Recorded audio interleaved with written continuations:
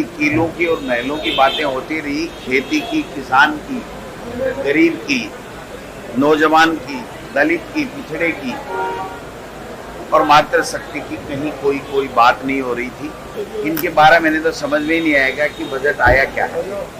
धरातल पे उतरने का कोई मतलब नहीं है इसका, केवल आंकड़ों का और शब्दों का मायाजाल है।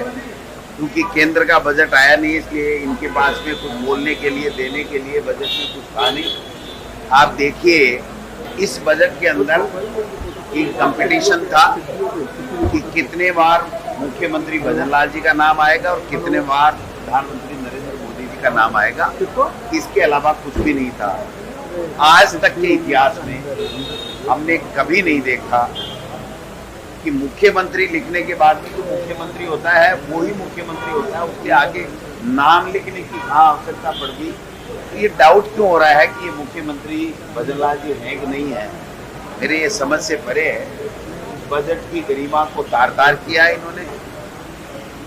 मैं समझता हूँ कि इन्होंने 4 लाख नौजवानों को, युवाओं को नौकरी देने की बात की है और इस साल में 1 लाख की बात की।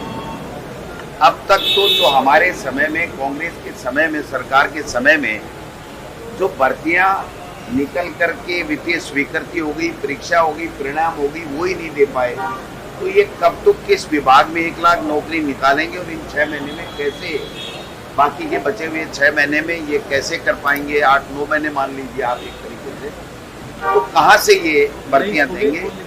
स्कूल 100 बोलने की बात करें, एक विधायक को एक दे देते तो भी समझ में आती। कहाँ हमने 8,000 स्कूलों को प्रोन्नत किया, स्कूलें खोली, कहाँ पर इंग्लिश मीडियम 3737 स्कूल। कोई विजन नहीं है इनका किसी तरीके से।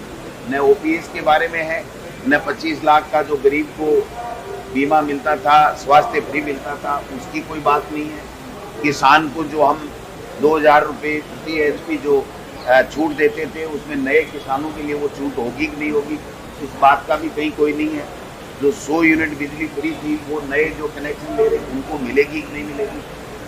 बड़े बड़े जो पूंजीपति, धन्ना सेठ, अडानी अंबानी जैसे लोग जिन्होंने पावर स्टेशन लगा रखे थे, उनकी इलेक्ट्रिसिटी ड्यूटी माफ करने का काम किया। ये बहुत बड़ा घोटाला सामने आएगा कि ऐसे लोगों को जो हजारों लाखों करोड़ रुपए के मालिक हैं और उनको तो छूट दी गई है और गरीब के लिए कोई छूट की कोई बात नहीं है, उसके लिए कोई विजन नहीं है, कोई नई योजना इनकी तरफ से किसी तरीके की नहीं है।